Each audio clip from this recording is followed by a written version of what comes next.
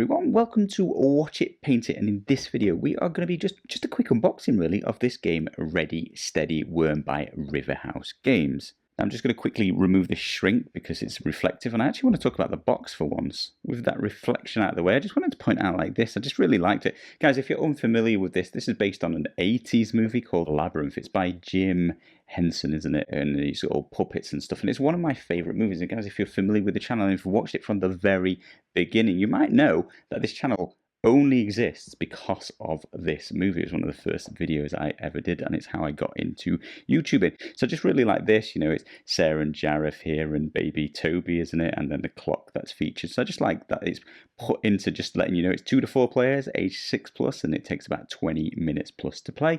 And then the other thing to point out, well, actually, there's 2 more things I wanted to show you on the box. One, look at this, just ask Alexa. They've incorporated Alexa into this game. And once again, if you watch this channel from the beginning, you'll know the first video I did was on Labyrinth and an Alexa app that I wrote. And anyway, just some little tidbits there for you. On the actual box, this just stood out to me. I just thought this was like, I don't know, like the weirdest / worst tagline of a box I've ever seen. 4 worms enter, 4 worms leave. Like what?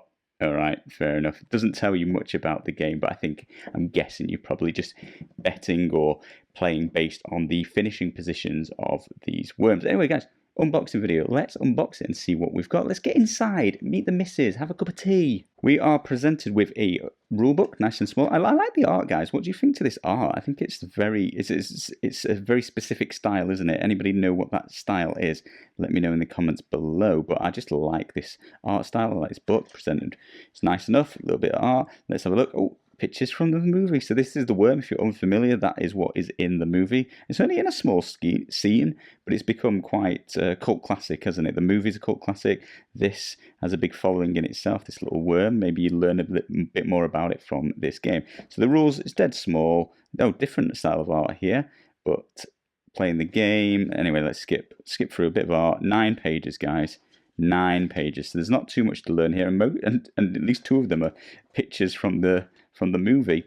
Then we're presented with some pop-outs, some cards. So what we've got this is the board. You make up the board. It's a labyrinth, and it sort of rotates. You click these together a bit like a jigsaw, and you can move it around like a labyrinth. You get worm tokens. So look, it's hidden on one side. So I've not read the rules, not played the game, but I'm going to guess you have a coloured worm that maybe nobody knows which colour you are, or you bet on them or something.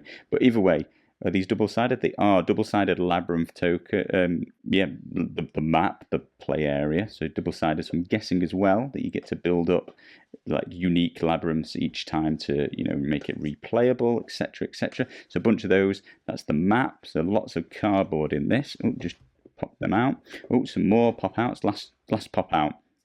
This is the centerpiece of the labyrinth. I look double-sided as well with. I mean, it's ultimately the same because at this point it's an X, but different art at the very least. Should we check if the cards are different arts on the other side, or would you just use one side or the other? Let's have a look. I guess you could put them in different formations because all the pieces match. Oh yeah, look. Is that the same? Oh, it's hard to tell. No, it goes a different way, right? So it would alter the labyrinth ever so slightly. I'll have to play this. If anybody's played it, let me know more about it. It just looked cool, and obviously I like the movie a lot, enough to make an Alexa app and a video and start a YouTube channel based on it. Guys, this is like the podium that you build up. So you've got, does it have the ratings anywhere? No, but you put these pieces together and you've got first place, second place, and third place. Like you're racing the worms out of the labyrinths, and the order in which they come out matters. So yeah, plenty of cardboard pieces there. Let's just have a quick look. You get a pack of cards, and this is sort of how you control and manipulate the movements of all of the worms. So you can control slightly how quickly they get out of the labyrinth, and I guess control who wins in that respect. You get 2. Are these custom dice, or are they just got stickers on? Custom dice, these are printed on them. You've got the owl from the labyrinth, some sort of symbols, so these are just symbols, but the owl's incorporated. You've got gems. I don't remember there being gems in the movie, but maybe I'm wrong, but obviously it's a gem-based game. And then the most important bit, and the reason I've picked up this game other than obviously nostalgia, but you get miniatures, little worm guys. Look at this. So all 4 are going to be the same. They're going to come coloured, which is cool at least. So they're very obvious to tell which is which. There's going to be a yellow one, a pink one, a blue one, and a hard one to get out of a packet, and a green one. Obviously, mine are not going to be coloured for long, although the base might stay coloured. Let's have a look at the base. Yeah, I might leave the base as it is and just paint the worms on top so you can tell them apart, but I'm going to make them match the colours anyway, and I'm very excited about painting up these. They look super easy. The right amount of detail, it's going to pop. I'm probably going to just use contrast. It's going to take no time whatsoever. Hopefully get a bunch of you into painting. If you're watching this video and you've never painted before, hit subscribe. I'm going to do a video on painting these. I suspect they're going to take 6 paints, 1 brush, and sort of 20-25 minutes of your time each probably, but I'm going to paint them all in one go, so it's probably going to take me about an hour. I'm going to have a fully painted game. So hit subscribe and stay tuned for that video. Guys, that's everything in the box. This is looking like a very cute little family game. I'm excited to go and paint it mostly. But I'll play it as well. I'll play it. I'll let you know how it plays once I've got it all painted up. I thought now I've got the shrink wrap up. I actually read the rules super quick. Took me like 5 minutes and popped everything out so we could have a look at it. I just wanted to correct myself or confirm probably. Yeah, the board rotates. You can move it through various skills. It's also double-sided, so you can put them any way, move them round, switch them over, stuff like that. So you get to have a bit of replayability there. I built the podium and the numbers were on the top, so you know, you can, as the worms finish, you can stack them on the podium to show which position they came in, which is pretty cool. So the worms are on the board normally. Where are those tokens? The tokens, as I thought, they are hidden information. Each player gets one at the beginning of the game, and you don't show which worm you're rooting for, and you get points based on the position of the finishing worms, 1st, 2nd, 3rd, and 4th. And obviously, if it's your worm, you get the points for that position. Then the only other thing, you've got the dice and the cards, haven't you? The dice are basically controlling the worm's movements through the labyrinth, so you roll them. This indicates the blue worm, the green worm, the yellow worm, the red worm, all the worms, and the owl is one worm of your choosing. So that's how you pick each time which worm moves. And then I don't know these off by heart, but this is sort of moves out of the labyrinth, into the labyrinth, out of the labyrinth of your choice.